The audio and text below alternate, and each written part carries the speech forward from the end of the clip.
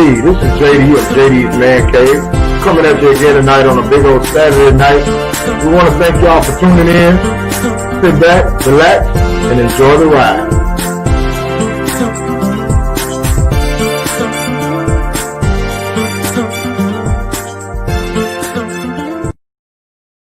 Hey, what's going on, y'all? This is JD of JD's Man Cave. I'm sitting here tonight in Houston, Texas, 7 o'clock as usual.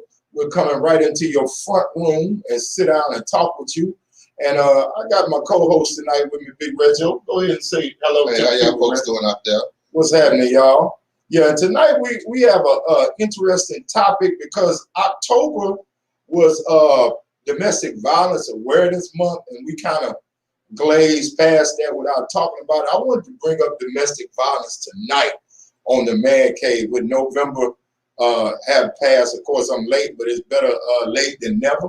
So we'll go ahead and talk about domestic violence tonight, and that'll be our focal point. We'll be talking about domestic violence and how it affects the Black community, and just the just the sickness that's going on with domestic violence that really attaches itself as a virus in our community. It runs rampant in our community, and a lot of times we don't want to talk about it. We don't want to discuss it. You know, you're at the family dinners and nobody's bringing it up, even though you're sitting over there looking at your cousin or your auntie with them shades on and they in the house.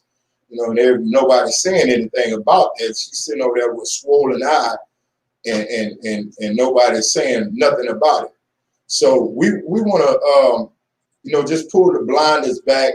Pull the covers off of it and expose the rampant plague of domestic violence in our communities.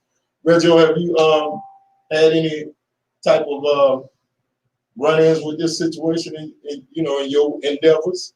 Well, of course, being a Black man myself, I'm surrounded, by domestic violence, whether it be man on woman, woman on man, child on parent on child, and it's just something we grew up with, and we always slip in the world. Nobody wants to talk about it. Yeah, nobody wanted to talk about it. Exactly. That's what I talked about. That's what I was saying in the opening.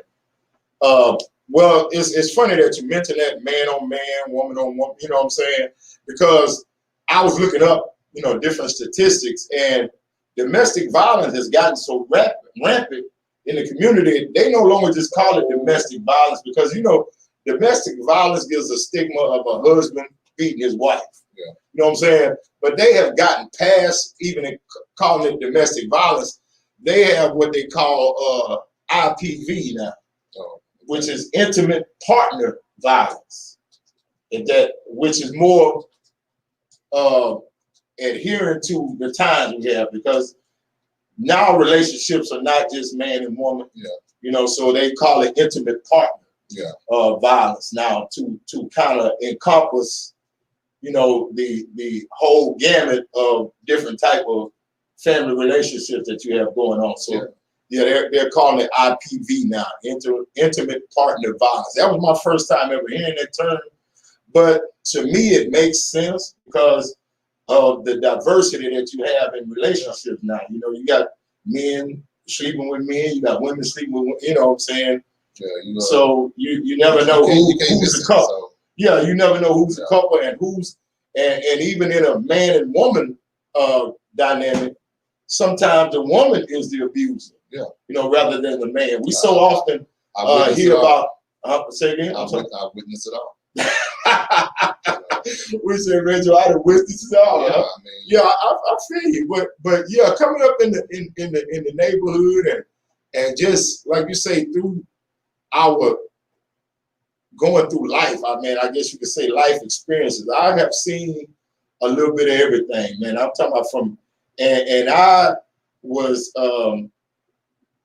exposed to domestic violence early because when we were kids, we lived in, apartment buildings. So my father, at the time, he hadn't saved up enough money to buy us a home. So we were living in apartments when him and my mom first got married.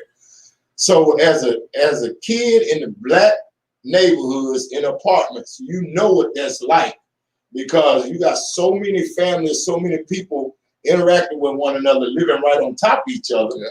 And You know, you have so many people in each other's business, and so many people putting their own business out there. Yeah. You know, to pretty much our apartments, man. To be honest with you, were like a, you know, it was pure entertainment. Yeah. All day, you know, all day every week. We had guys who we knew when they got home, it was going to be some foolishness. Oh yeah. You know, fighting and all that. We had fights all out in the courtyards, and you know, just you know, everything going on when you're a little kid. Oh yeah. And to be, like I said, to be exposed to that as a child, you really know what it is, but you don't know what it is. You know what I'm saying? You don't understand the dynamics of it and how it's affecting the entire community.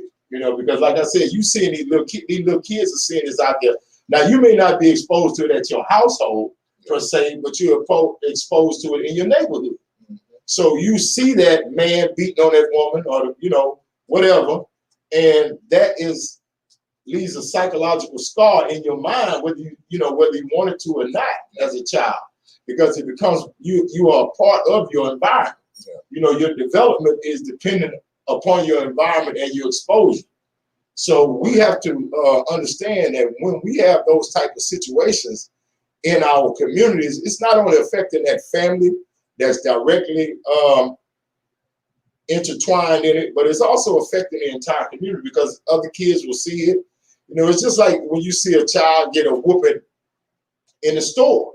You know what I'm saying? Other kids ain't getting a whooping maybe at their house, but they seeing it. And that leaves a psychological scar on that child, even though he wasn't actually the victim of it, but he saw it. You know, and he keeps that impression in his head, whether he wants to or not. But yeah, so I'm gonna let you talk on the subject and what you feel about it. well, a lot of people think that when you talk about abuse, that it's only physical. Right. Sometimes it's more than just physical. I mean, I witnessed a lot of mental abuse, verbal abuse. You know, where your parents just talk to you in a kind of way, call you out your name. You know, Right. talk down on you, make you feel like you're less than nothing. Right. And you grew up thinking that that's just the way it is. You know, Exactly. I mean, I grew up in a household where my grandmother, she would say anything to you. She didn't care whether it hurt your feelings or how it would affect you. I mean, I think personally for me, it made me a stronger person. Right. But you know, I got pretty thick skin. I was just gonna say, but the thing about it is, your constitution may have been different from, you know, even that's why I think you get so many different children that come out the same home. Yeah. You know, you have because the same things, they see the same things, they're exposed to the same, but it affects each child differently. Yeah.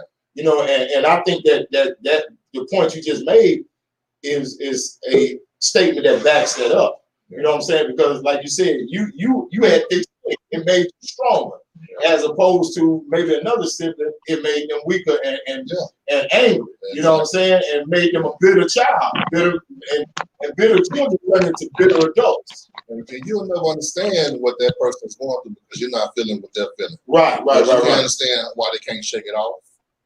You know, why Hey, Bobby, why they letting this get to them as much as it get to you. I'm not saying it never got to me. It just got to the point where, hey, wasn't nobody gonna feel sorry for me anyway.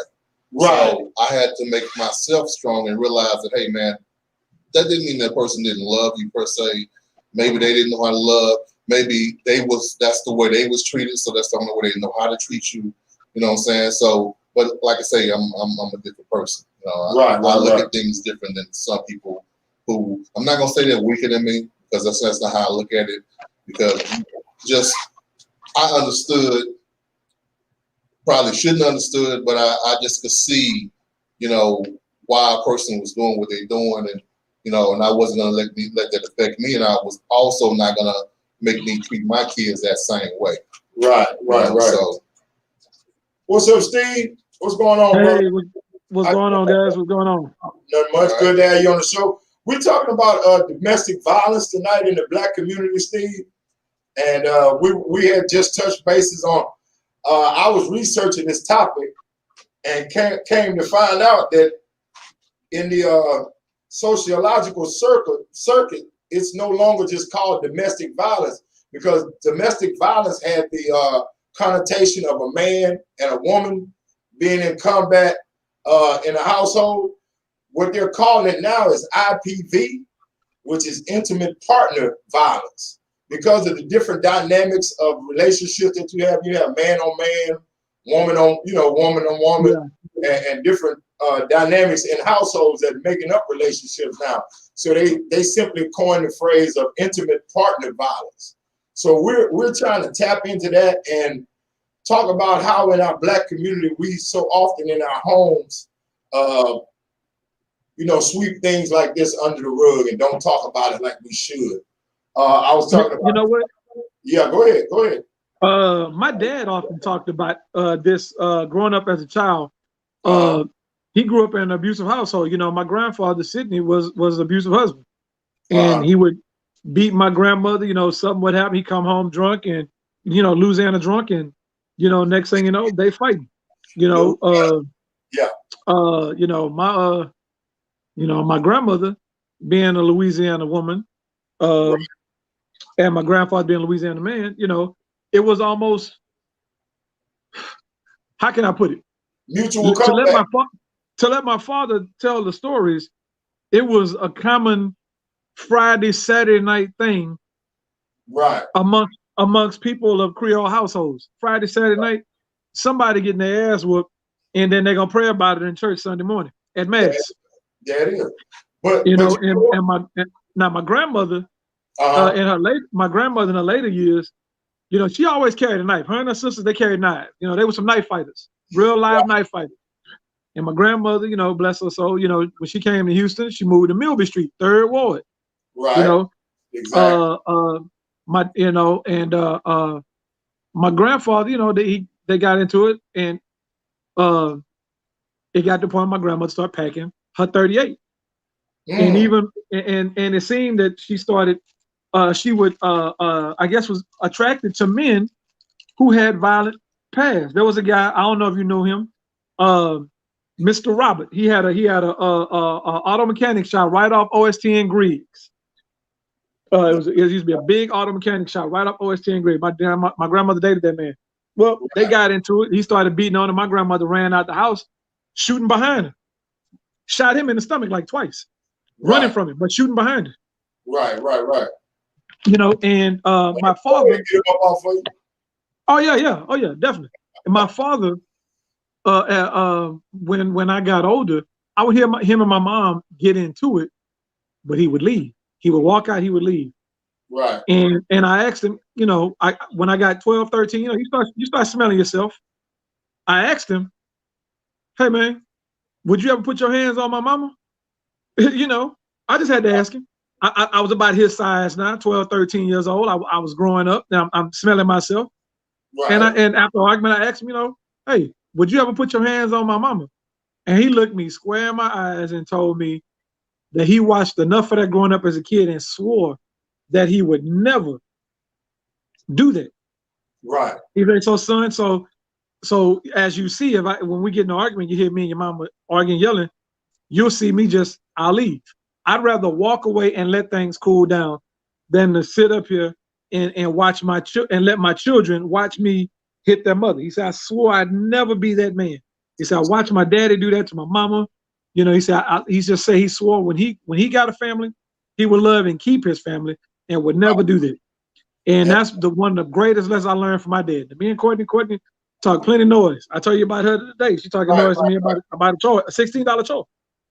Right. I could have raised my voice, yelled at her, cussed and stuff, but instead I chilled. Right. I just looked at her and said, baby, I love you.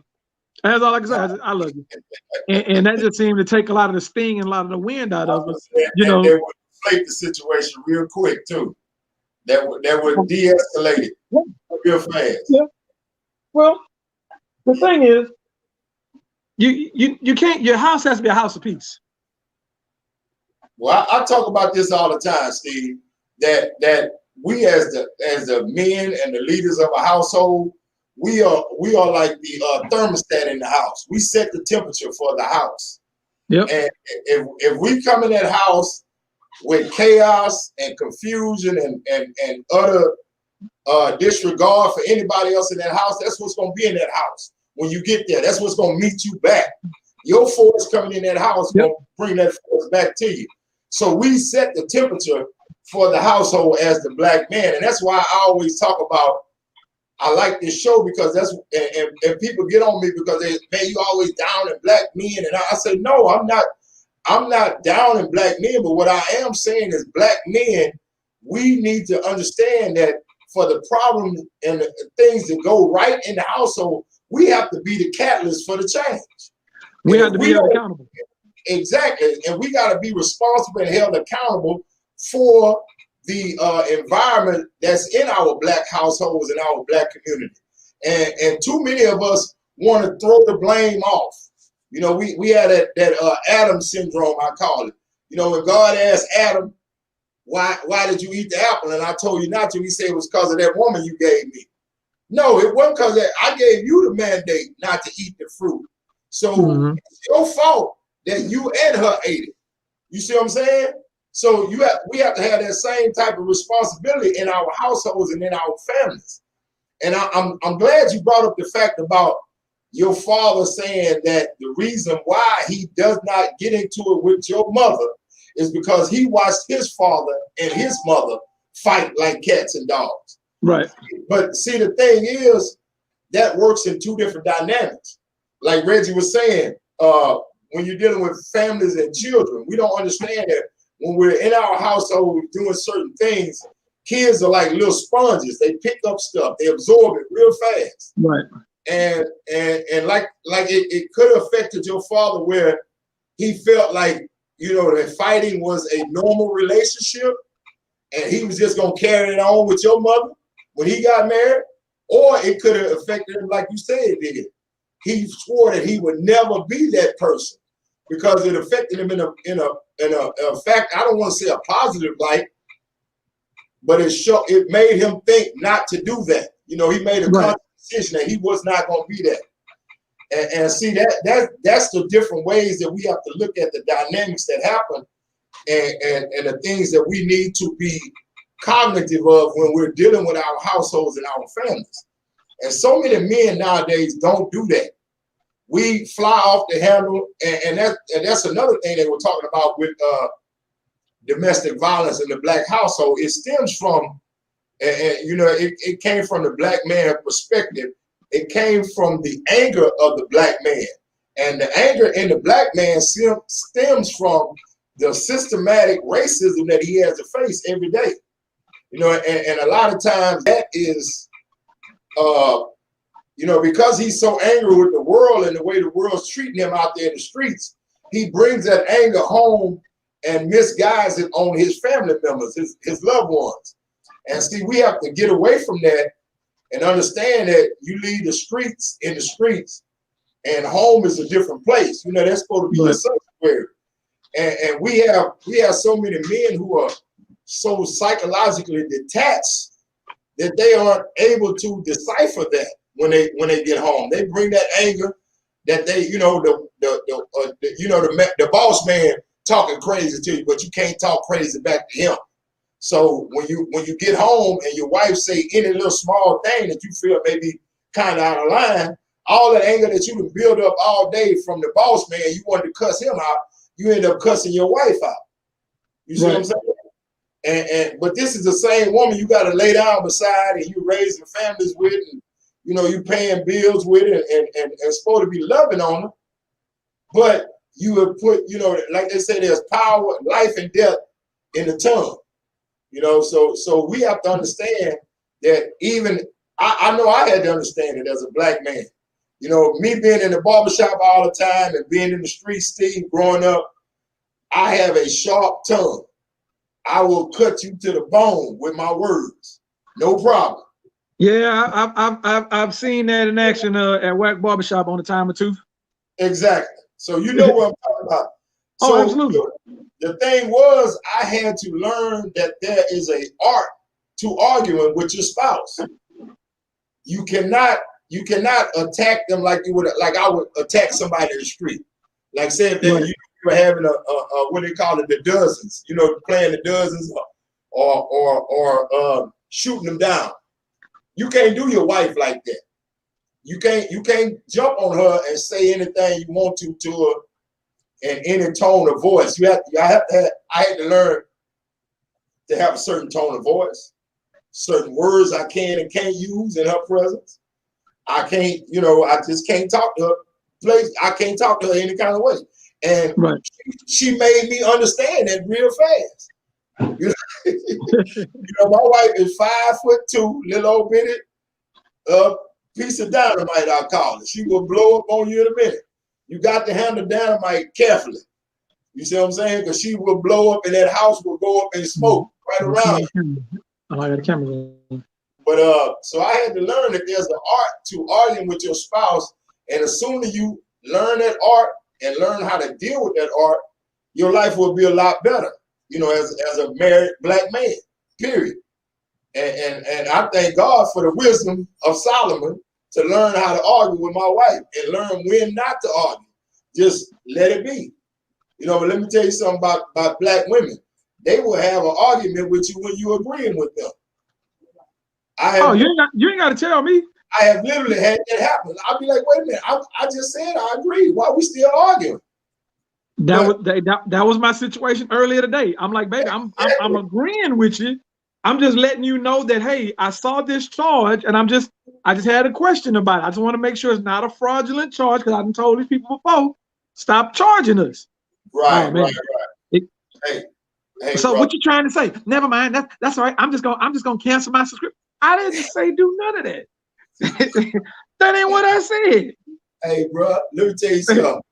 As the old folks you say, you preach it to the choir. I'm already in that church. I'm already here with you. I got one of them at my house. So you ain't. Hey, you ain't JD, they say happy wife, happy life, but I'm at the point now where it's like happy husband, or I'm finna start messing with your cousin. Oh Lord! Hey, Steve, I just want you to know I'm gonna be in the front row at your funeral, bro. Hey, look, just say good words for me. That's all. I got my black suit and everything already. Keep playing him. Oh Lord. Yeah, keep playing. A lot of people don't know though that sometimes when you're in a dangerous situation, sometimes you just can't walk away. Sometimes you just have to leave, period, and don't come back. Because in some situations, I dated a woman before that she didn't believe that I loved her unless I hit her. And she would do all kinds of things to try to make me hit her. Yeah, now, I grew up in a household where my mom just raised me as a single parent, never put your hands on a woman. Right. So I always tried to listen to what she was telling me and not do that because, first of all, I'm physically stronger than a woman anyway. And, and I know as big as I am and as strong as I am, I can seriously hurt her. Even if I'm just pushing her to stop her from hitting me, I could push her, she could fall, hit her head, and that's it. You know what I'm saying? And I'm down there in the courtroom trying to explain what happened and how I didn't mean to do this. So sometimes when you're in a volatile relationship, sometimes you just got to leave altogether. Unfortunately, one occasion when she got me to the point that I did want to hit her, I had a friend there to stop me from doing what probably would have just screwed up my whole life. And it was JD and Franshaw. Right. I mean, she got to me to the point where they both had to tackle me down to the ground to stop me from doing what I was trying to get to her. And I realized then, I said, you know what? This is not for me. Right. I can't continue to be in because I ignored a lot of stuff that she was doing to me. And I don't know if it was love or I don't know what it was. I stuck around because I was trying to make it work with her. But I came to the point where I realized she's going to make me hurt her. I had to leave the relationship alone. I had to just get out of it completely. She didn't understand why, but I don't think if a person loves you, they should have to beat you to prove that they love you. Right. And these were her words. These are not my words. She told me this herself. Hey man, you must don't love me because you don't never hit me. And I'm like, what does that have to do with love? But a lot of women grew up thinking that that's what love is. If a man don't love him, if he don't get jealous or he don't act a fool about her, You know, I was young. I was like 20, 21. I didn't understand it. You know, but I had to get out that relationship. Yeah, and you know, Reggie, it's funny that you bring that up because I remember that situation because man, me and you've been knowing each other forever. But Steve, I literally dated this woman, and I liked her a lot. We were, you know, this was in my 20s, like Reggie was saying, and the girl, I could not believe that there are actually women out there who think like that. She told me that I didn't love her because me and her don't fight. I said, we don't fight. I said, we argue all the time. What are you talking? No, I'm talking about physically fight. I said, what? I said, you do know I just got out of college football. I'm strong as all outdoors. I said, you really don't want to be fighting me. I said, there ain't gonna be no fair fight. I said, and besides that, I don't want nothing I got to beat. I don't want, you know, beating it. Let me tell you something. I always came from the mindset of love don't hurt, whether it be physically, emotionally, whatever. But I just don't honestly think that there's a woman that can beat me, you know, gonna beat me up. That's just, if it ain't a fair fight, it ain't a fight. So why would I jump on a woman? It was always my thinking. But she literally told me one day, and we had been dating probably about a month and a half. She said, you must don't love me for real. Because me and my old boyfriend, we used to fight like cats and dogs. We beat each other up. I looked at her like, are you serious? I come from the same concept, Reggie. I was taught, you know, I had two younger sisters, and my sisters could walk up and slap me, and my daddy, hey, boy, you better not put your hands on them girls. You know, and I was just raised to never fight on women. So I understand where Reggie's coming from because that's what we were taught and it was drilled in our head. But when she told me that, Steve, I promise you, I started looking for the front door because I was like, man, this woman here, because she, let me tell you something about a woman. Women know how to push your buttons and what will trigger you. And they understand you. The woman you sleeping with understand you better than anybody else in the world. And they know exactly what makes you tick and what will ignite you into a rage. So I knew then I had to start looking for the front door, as they say. You remember this song? I'm looking for the front door. Yeah, main source. I started who was Steve? Main source. Main source. There you go. I knew Steve, you know. But I started looking for the front door. Let me tell you what happened. She left and went to work. I left and went to work, but all my stuff was already in my car when I left and went to work. So when she came back, I did it so smooth, Steve, she didn't even realize I had moved out. So I just not and to be honest with you, she don't know if I'm dead or alive unless she watching this, because I never contacted her again. Bro, I disappear out your life like smoke. I ain't got no problem with it. I'm gone. You don't know where smoke went, but you know it's gone. That was me back in the day. When in my 20s, boy, look here. I would take off on you in a minute. If I saw a red flag, and to me, that type of relationship is a red flag with a bright light on it. So you sure can't miss that flag. So I remember the time you packed your. Hey, I remember that time you packed your Camaro and left. Hey, you better know it. Hey, I know you get up and go. You know, especially if it ain't right, especially if it's not right. You can't. Your house has to be a house of peace. You can't have no peace, man. If your woman wants you to fight her to prove your love, what the dude say? Damn, I gotta fight every night to prove my love. I'm not. No, dog. That ain't love, man. That man, look, that's the Ike and Tina or the Rick James school of love right there. Look, I can't subscribe to that, bro. And let me tell you something. I'm too light skinned to go to jail, bro. I can't do it. I ain't be trying to be fighting niggas off my booty, man. No, man. But look, and the thing about it is that black women don't understand is, and black men need to understand it too. When you nowadays, when you get caught up in some domestic dispute type situation, you guilty until proven innocent. Especially if you're a big black guy, you in trouble. When the police get to the door, you in trouble, bro. They know you did it. I don't care, even if you ain't done it, they know you did it. I definitely can attest to that. I had the police come to my door and say, damn, man, you big as hell. He looking at me. I say, so I can't get no help.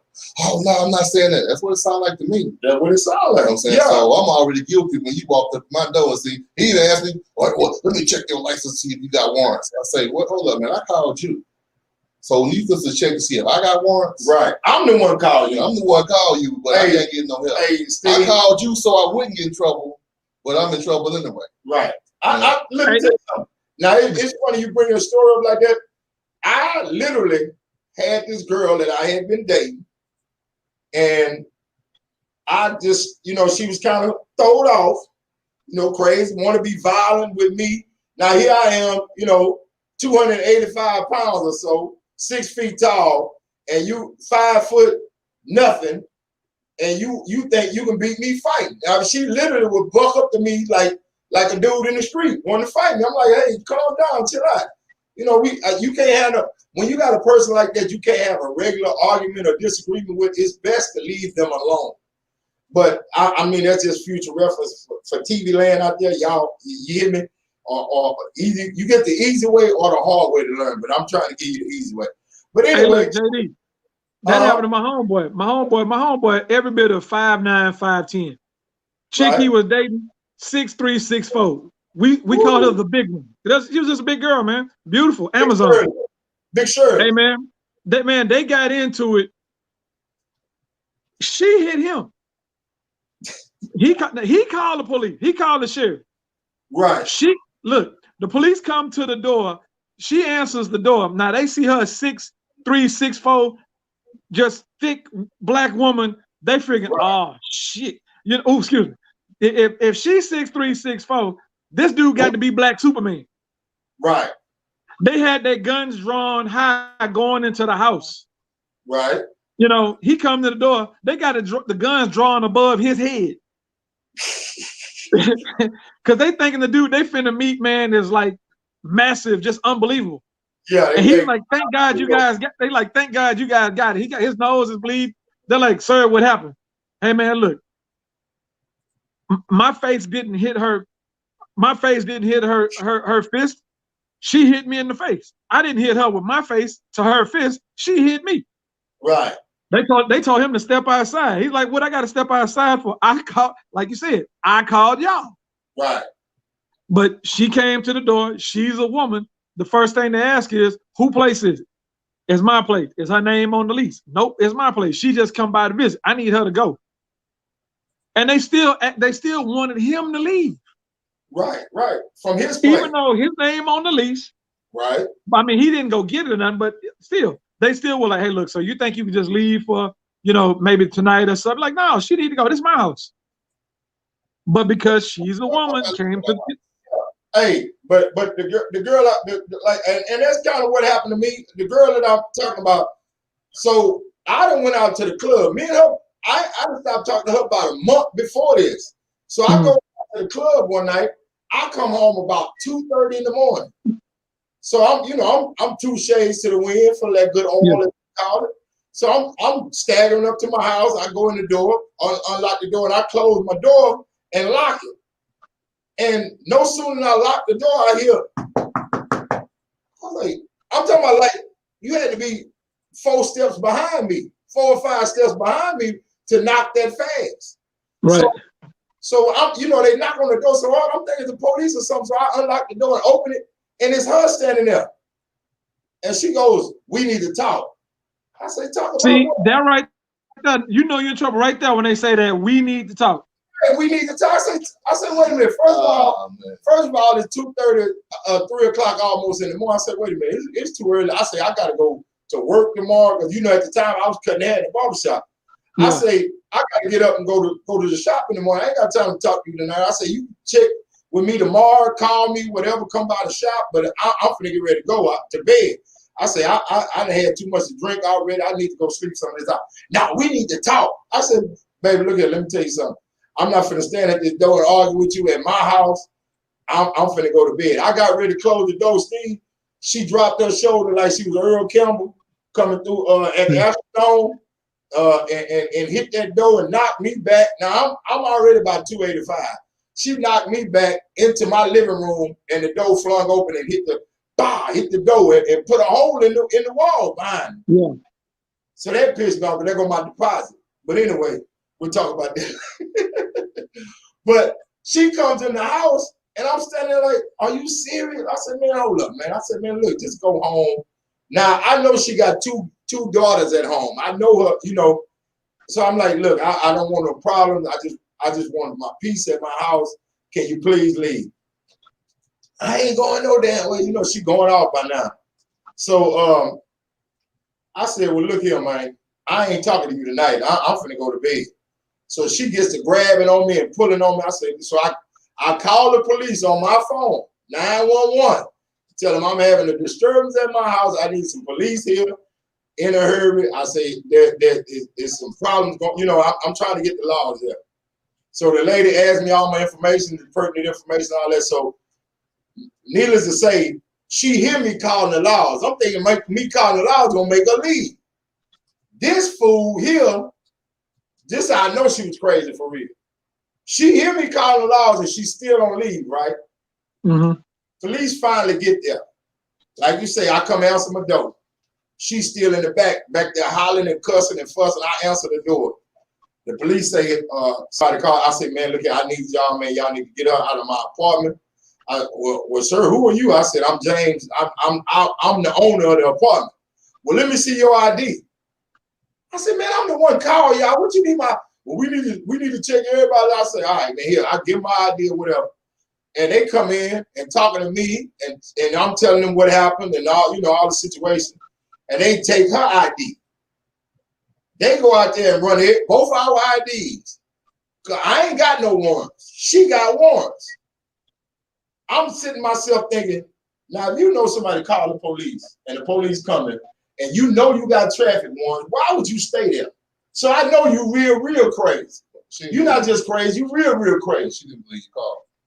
But you listen to me on the phone, 911, and giving out all my information. Talk to somebody that's not rational at all. Right. Well, I tell you what, they rationally took her behind to the jailhouse.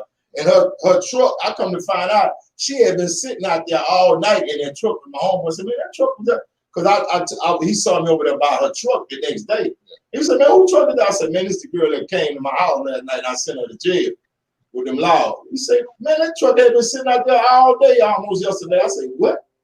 He said, yeah. So I don't know how long she was prepared to stay out there in my parking lot. But let me tell you something. You can't do nothing with crazy. Put it like that. When it comes to dealing with women, you can't do nothing with crazy. You can, and I'm gonna tell women that too. If a man is crazy, ain't nothing, baby, you can't change him. Ain't nothing you can do with him. The best thing you can do for you and him is find a way out of that situation. Because it's gonna get way more ignorant before it get better. And let me tell you something. Sometimes ignorant will run up on you so fast you don't even know it's there till it hits you in the nose, and then it's too late because you're leaking by then. So I learned and look, I'll tell that story. I'll tell people, look, man, I'm a tax-paying citizen. I ain't scared to call the laws on you, bro. I'm telling you, because the police work all day and all night. I've seen them pick guys up at 3 in the afternoon and 3 in the morning. So I know they on duty all the time, and I will call them at any time. I ain't got and no they got an orange, hey, and you know they got a jumpsuit that'll fit. Exactly. Hey, man, like I told you, they broke me up. Last time I went down there and seen a bitch about 4'6", 4'3", and that boy had a full uniform on, Steve, that looked like a tailor was in the back. I said, well, let nobody go. I said, no, sir, you're not getting me back down here in this orange outfit. I'm good. Hey, man, I tell brothers all the time, you'll get tired of going down there before they get tired of taking you. I promise you. I'm living proof of it. I got tired of going down there, so they ain't got to take me no more. Yeah, I'm good. I learned my lesson. I give up. I surrender. Yeah, HPD, I don't even stop and ask them for directions, bro, because it never works out my way. It never works out for me. So I don't have nothing to talk to the police about anymore. But if you come to my house acting a fool, I'm going to call them laws on you. Now, as long as you're out in the yard, I'm going to call the laws. But if you step across my threshold, they're going to come get you. I'm going to leave you right there by that threshold. You know, personally, I don't like calling them because, like I say, they don't always go well for me. You know, and I mean, I don't go to jail or nothing like that, but you got to try to explain yourself. I had a policeman ask me, could he come in? I said, no, I can talk to you right here. But sir, if we could just come in, I said, no, I can talk to you right here. You can stand right here. I'm not inviting you in my house. Right. You know, I had a young lady call the police on me to my house and say I was holding her furniture hostage, which I was, you know what I'm saying? But I was only holding hostage because she had called the police on me. I didn't want her furniture, but I wanted to teach her a lesson. I wanted to show her that they ain't always on your side. And if you get the right laws out there, they're going to have to follow a certain law themselves. They just can't just come in my house if I don't invite them. Right. So I talked to both of them outside, you know, but like I said, I don't like calling them, but when I do call them, that means I need your help. Not because I feel like my life is in danger, but because I'm trying to stop myself from getting a whole lot of trouble that I don't need to get in. Because it's easy to get in this trouble, but it's hard to get out of it. You know, so hey, man, I don't. If you're in a relationship where you with an abusive woman, leave. That's all I can tell you. Yeah, that's leave. the best thing you can do. You might not want to, but I'm telling you, it's best for you to just leave that woman alone. I've been in it too many times. I try to teach my nephews, say, man, you need to leave that chick alone. I'm telling you what's gonna happen. You don't want to hear me, but I've been through this. You've seen me go through it. So why don't you learn the lesson from me? You know what I'm saying? So you don't have to go through what I went through. But of course, you know, everybody got to bump their own head, though. Right. Sometimes I was gonna say God offers you two ways to learn things. You get the easy way, which is you telling them, yeah. Or they can learn the hard way, which is them going down there. Yeah. But the thing about it is what does Stewie say? Whatever we learn, you gonna learn it one way or the other. And let me tell you something. I've been through it enough where I know that I don't like the hard way to learn it no more. That's just not what I like to do, Steve. Yeah, what Jay-Z say? Hove did that. Hopefully you won't have to go through that. Yeah, exactly. Yeah. And that's what we look for. Let me tell you something. I learned that I didn't want to be a crackhead by watching a crackhead. You see what I'm saying? I didn't have to smoke crack. I just saw them and knew I did not want that for me. So therefore, a crackhead taught me that I didn't want to smoke crack. Yeah, they taught me that easily. Yeah, I doubt it. I doubt it too. It ain't. Yeah. I'm telling you something. I've been in a situation where I tried to leave. Sometimes they won't even let you leave. Exactly. I had a woman stand in front of the door with 2 knives in her hand to stop me from leaving. Huh? Ronnie Love, I'll call her from my phone. Oh, okay. Is he on now? No, I call him. Okay. All right. I'll call him back. She wouldn't let me leave. Right. I had to sneak out like a thief in the night. I had to wait till everything, till she was gone, she wasn't there. I didn't even take no furniture, all I took was the clothes I had, and I left. Her mom calls me up and tells me, yeah, my daughter said you took everything. But when I went to the house, everything was still there. I said, well, she said everything. She just meant all my stuff. All the stuff I bought her, she can have that. I just wanted to get out the relationship. Exactly. You know, so I did not want to, continue. Every day I came home from work, I had to fight or argue with her about something. And that's just, you got to have peace in your own house. Exactly. And what's so funny about it, years later, I ran into her mama. Of course, this girl's in jail now because she's back and forth. She just stabbed a couple of brothers. I was just fortunate to make it out. You got out in time. I got out. And ain't God good? And she was, she was Steve, ain't God good? All the time. She was asking me how I was doing. I said, well, I just had a house built out here on the north side. I'm doing pretty good. Well, you and my daughter were supposed to have that. I said, no, you don't even like me, do you?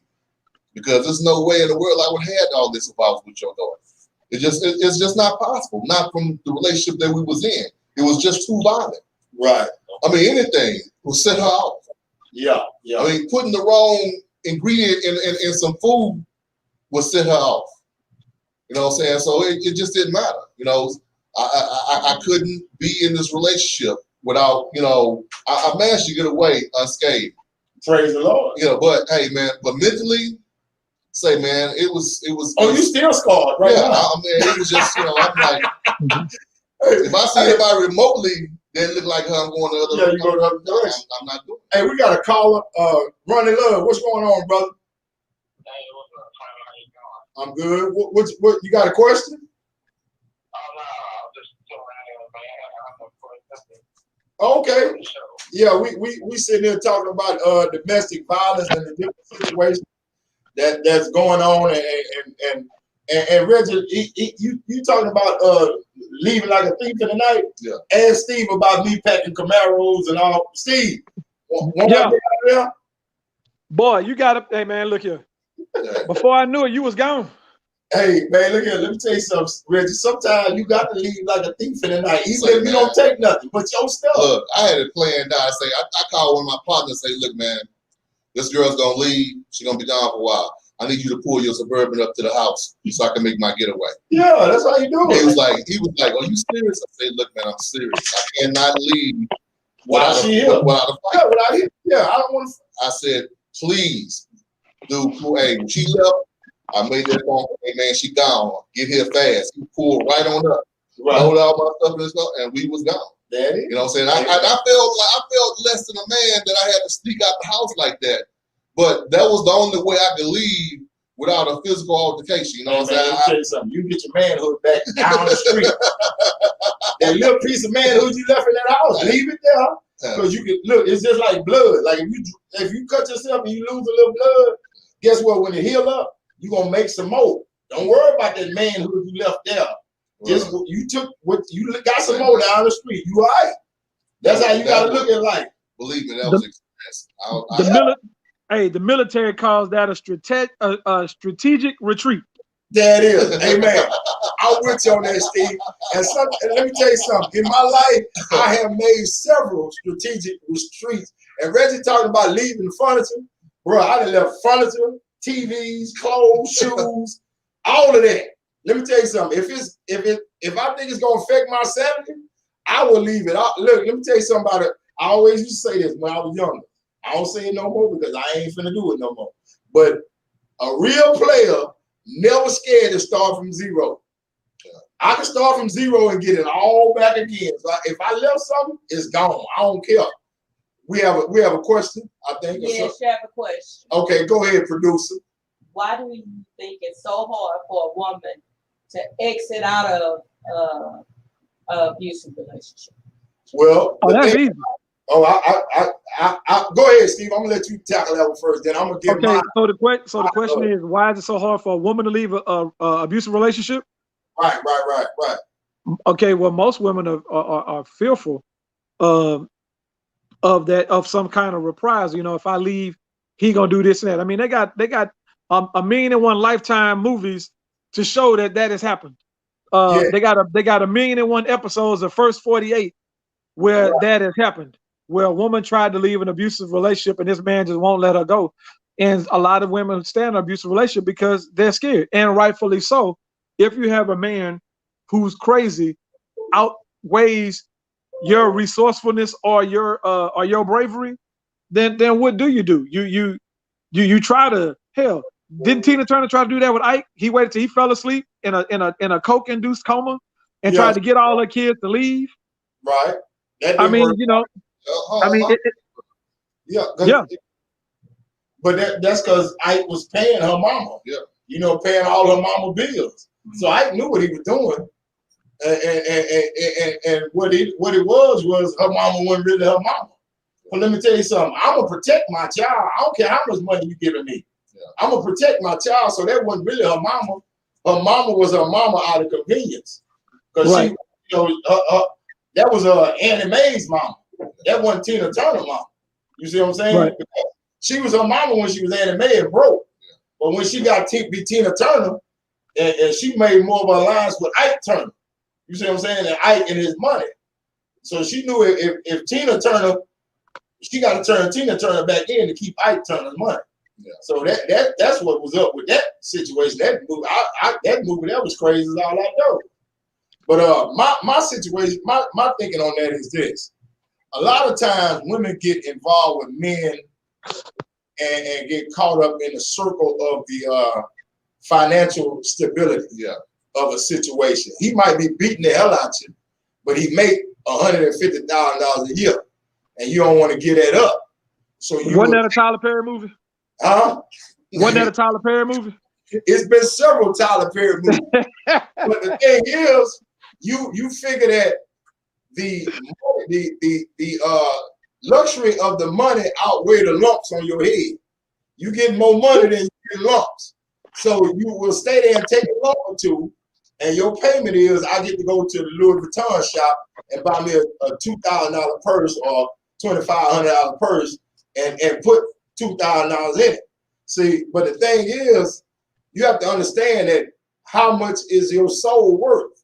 You know, how much is selling your soul and your dignity worth? Especially when you start bringing in children and things of that nature. You know, a lot of women will say, well, I don't want to leave because I don't want my kids not to have their father. But if their father is the father is there beating on the mother, then he's doing more damage than he is good for the development of these children. So you be best to get out of it. I'm doing the with somebody who is nurturing and can help you take care of those kids and raise them, rather than being in that abusive relationship. So a lot of times it's financial. It's it's a lot of different dynamics when you come to dealing with women, and sometimes women just develop a sick sense of soul tie to certain people. You know, she may feel like she can save this man. If only if I don't do this, I don't do that, then he wouldn't act like that. I could change him. You can't change him unless his ass wear a diaper. That's period. Well, no, if he don't wear diapers, you can't change that fool. If he is what you got. If he is Sugar Ray Leonard and you is Michael Spinks, get out before you lose all your teeth. That's all I can tell you. Or either get your behind in the ring. You like, look, what was that movie called? Well, Girl, Learn How to Fight. You know that was a movie with Halle Berry, wasn't it? Or Jennifer Lopez. With what's her name? The white chick. That was Jennifer Lopez. Yeah, Jennifer Lopez. Yeah, Jennifer Lopez. Yeah. What was I can't think. I know the movie you're talking about. Yeah, I know you're talking about. Yeah, she got away from it and faked her own death and learned how to fight. So if she ever seen him again, he was gonna get a whooping. That would be my suggestion to you. Fake your own death. Get out of there. Hey man, look here. Everything. My wife is laughing at you in the background, JD. I just want you to understand this. She listening and she laughing. Let me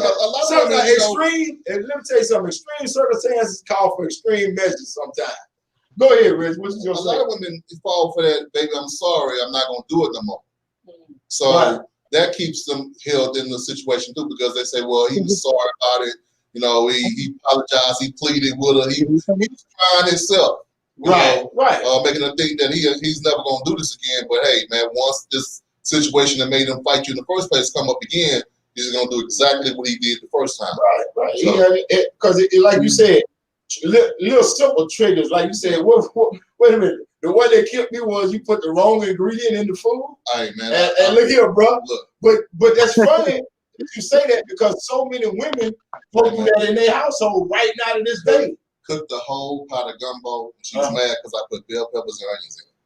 Boyhood. Poured the whole pot out in the front lawn, and when her mom and them showed up, hey man, I was sitting in the living room with a bowl of gumbo. Right. I got me a bowl out of there, so I wasn't concerned about her pouring it out. Right. You just let her. I said, I just let her. No, I didn't stop her. I said, but you got. I said, yes. I said, no, I should have done that. I'm doing exactly what I should. No, wait a minute. Who showed up? My mama. My mama. They was coming over to enjoy the gumbo. Right. But they told you should have whooped her. I said, hell no, you should have whooped her. But she was little. Let me tell you something about like my daddy used to say. I'd rather whoop you when you're a puppy than wait till you're a full-grown damn dog and try to whoop you. See, because you can whoop a puppy, but when that dog become a real full-grown pit bull, try to whoop him and see what happens. You gonna get your arms chewed off. So no, you should have whooped her. Don't tell me I should have whooped as the man with her as she grown. That is crazy. Oh yeah.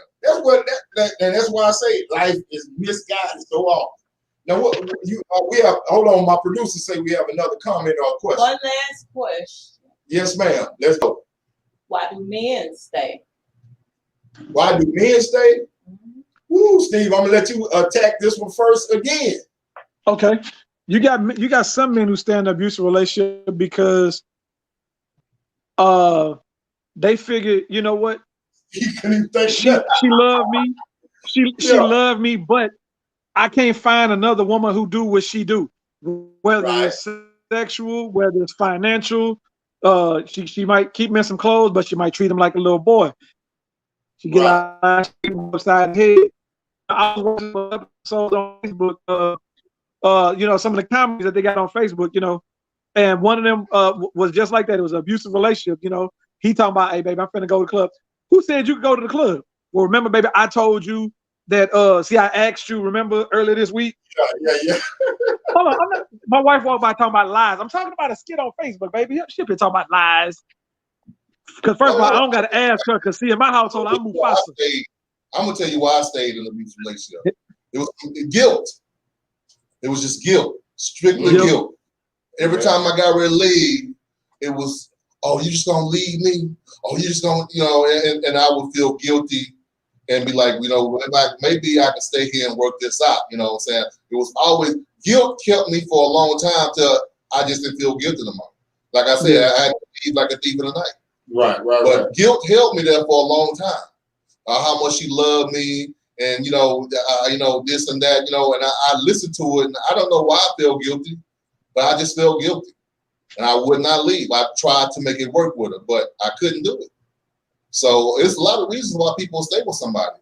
Guilt, you think you love them, y'all got kids together, or financially. Those are the main reasons I think people stay in abusive relationships. Yeah, I mean, that's true too, but with men, it's a little different because men usually are able to support themselves financially, you know, so we sometimes, I mean, and sometimes you have the rare cases where the woman makes a lot more money and the man is with her, but because of her money, and that happens a lot, but you know, most of the time, a lot of times it's because the man is so infatuated with what she looks like or what she does for him and how fine she is, and he can show her off and all that. But let me tell you something, bro. That right there would never ever be enough to keep me about how fine you is. Reggie will attest to that and tell you I done put somebody out my house that thought she was fine as a cat hair, but you still got to go. You got to get out that door. Bottom line. And you gonna let me is what I was told. I said I'm gonna let you. And Steve, let me tell you something. And a lot of times men get caught up in that fascination with the nookie, as I'm gonna just say it like that, with the nookie, as they say. But I have learned something through my 51 years of life that ain't but two kinds out there. It's the big old good ones and the good old big ones. So she either got one of them. So I'm gonna deal with it like this. So if I lose you, I'll find, if you got the good old big one, I'm gonna find one with the big old good one. And that's just all there to it. So you can leave me alone and let me go. I will cut the strings on a relationship like a kite in flight and let that thing go. I don't never have to see it again. Yeah, I'm good. But hey man, let me tell you something. It is really no reason for man or woman to stay in an abusive relationship. You have to understand that you have to be responsible for your own self-worth, your own well-being, and your own mindset. You know what I'm saying? Your own self-esteem. Like Cat Williams say, it's a self-esteem of yourself. So how can I disesteem of your damn self? How can I be the cause of your low self-esteem? You need to build that up first before you even try to get in a relationship with somebody, or else you will be opening yourself up to any type of situation that presents itself. And so many people feel so neglected and broken in life that they are willing to accept anything and be a part of anything just to say they're in a relationship. But let me tell you something. A relationship has to be just that. A relation, it has to be two people relate to each other, you know, in a partnership type situation, rather than a submissive and a dominant or you know, something to that nature. That throws the whole dynamics of a real relationship off. But many people stay in broken relationships that they should really just abandon abolish and disregard ever again. But they stay there out of familiarity. You know, but we have to get past that, especially in our Black community, because we need to start back building our families, and we got to build our Black community back one household at a time. You have to learn to love yourself as well. Exactly. That's the first thing that has to be That's what prevalent. he's saying. That's exactly what he's saying. And so many people don't love themselves and haven't forgiven themselves for past mistakes in relationships, and they tend to end up repeating those same cycles over and over again. So we need to get to the point where we get some healing in our communities and get some just get to building our communities back, man. And I think the brunt of the problem rather stems from the Black man getting himself together first and starting to deal with some of the ills that tend to affect the Black men more than they do any other race of man on this planet. So we got to get back to being strong Black men and taking responsibility for ourselves and our households. So JD, yeah. I'm sorry. You know what? Let me just say this, man, because my wife always brings this up. Yeah, go ahead.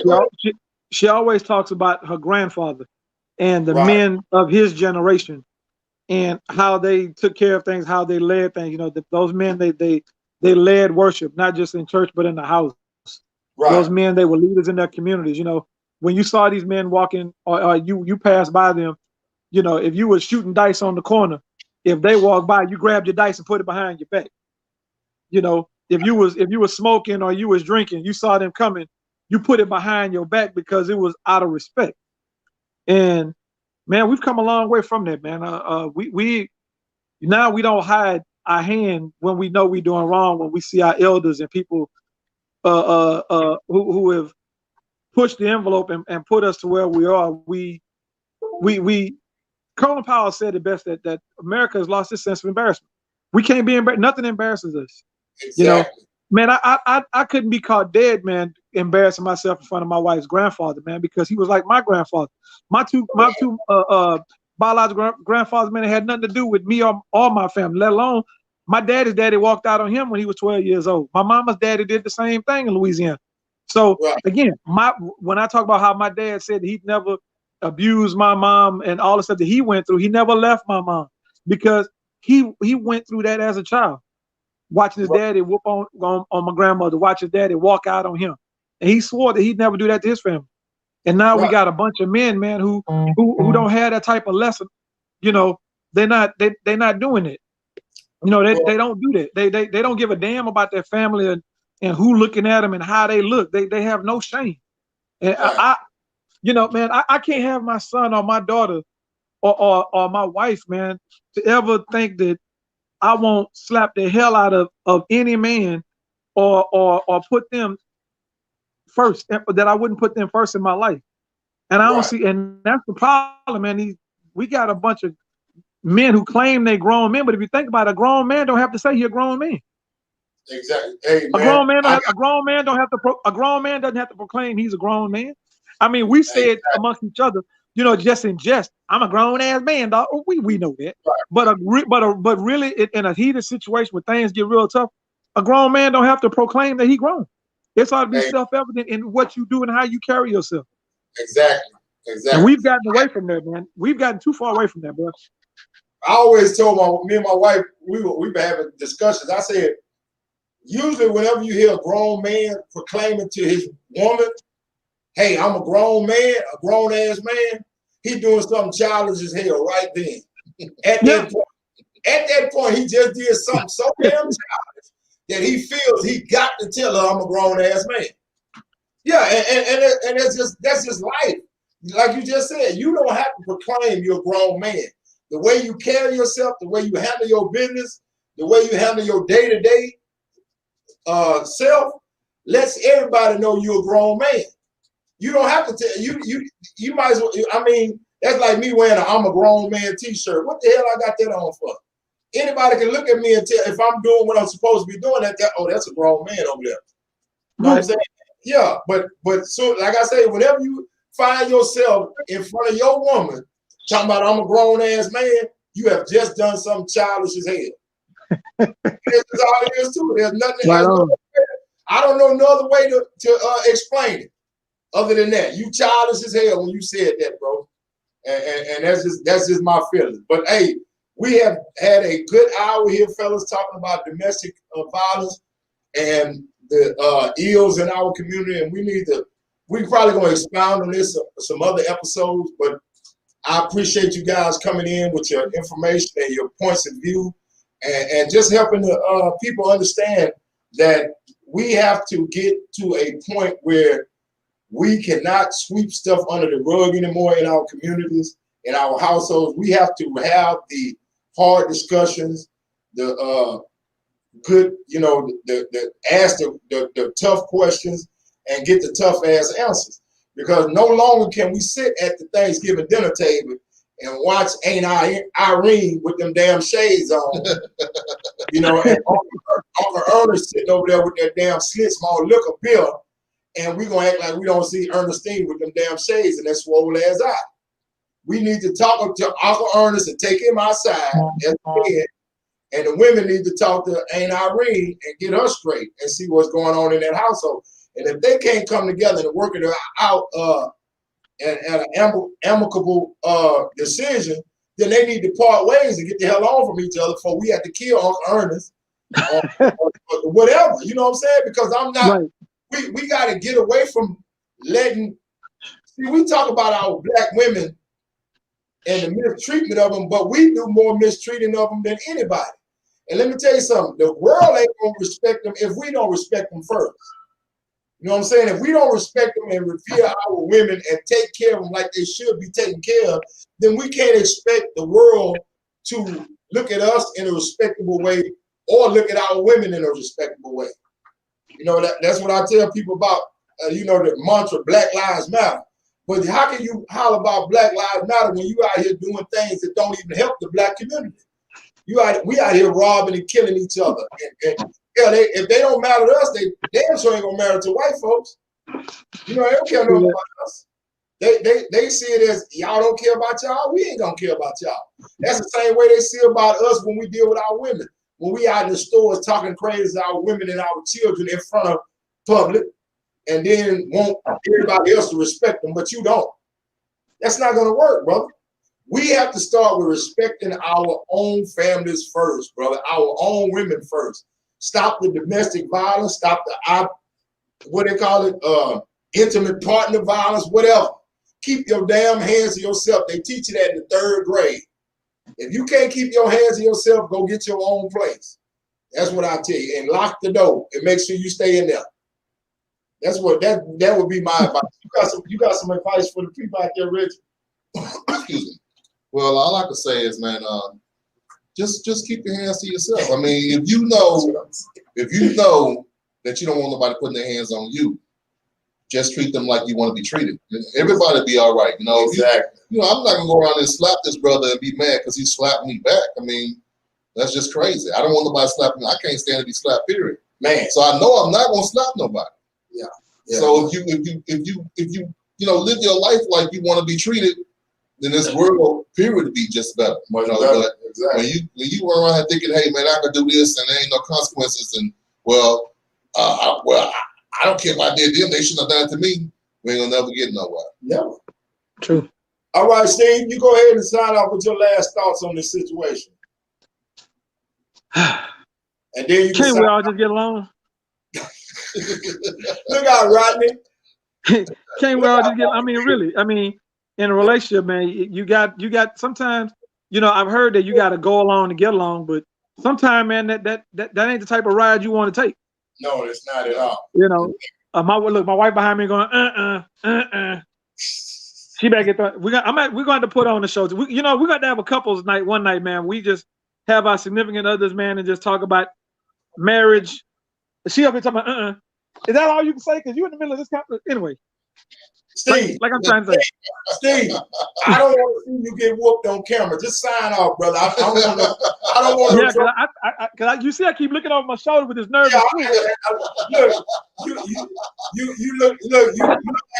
You look like you're nervous as a long-tailed cat in a room full of rocking chairs. So Hey man, my wife from that 4-4.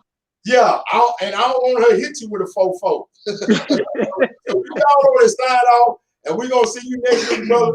You go ahead and sign off, Mr. Bobineau. All right, man. This Big Steve coming all the way live, man, from the South Park, the dead end to Yes, Hiram sir. Clark, all the way to Spring, Texas. I've been all in places, seen enough, but I know what I haven't seen enough of What's is that? I haven't seen enough love, man. We need to have more love. So There you go. I'm challenging I'm challenging my friends, you two guys, man, just do as much as you can, man, to show some love to somebody, whether it's the person behind you, spring for a hamburger or a treat or something, or just pay it for where we can show somebody else, random folks, just showing some love, man. This world, the world we live in, man, sure is lacking it. Oh, it's raggedy, bro. We It's got raggedy. we got to Raggedy is. patch it up and fix it, baby.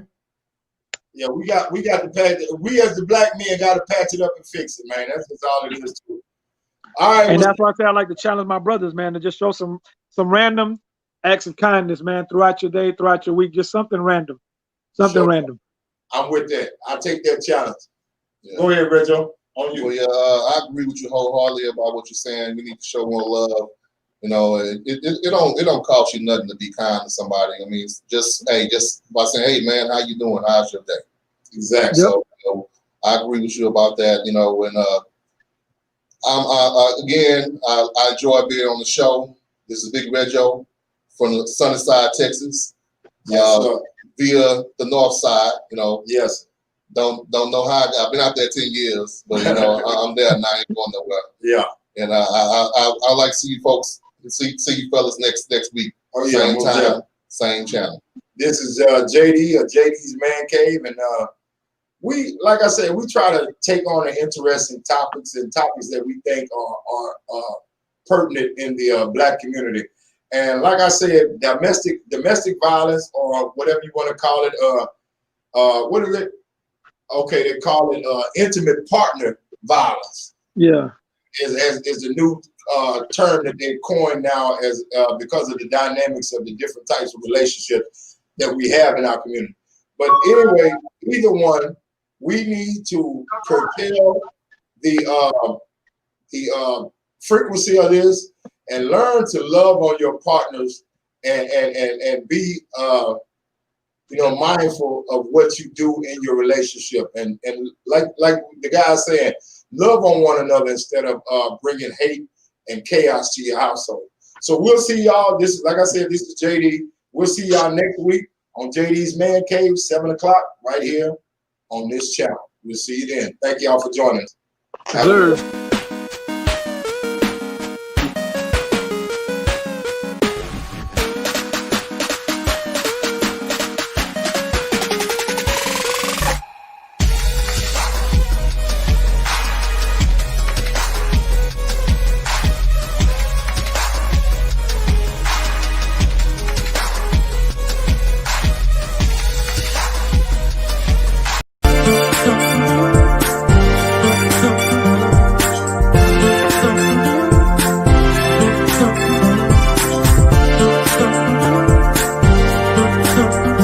Hey, this is JD of JD's Man Cave, coming at you again tonight on a big old Saturday night. We want to thank y'all for tuning in. Sit back, relax, and enjoy the ride.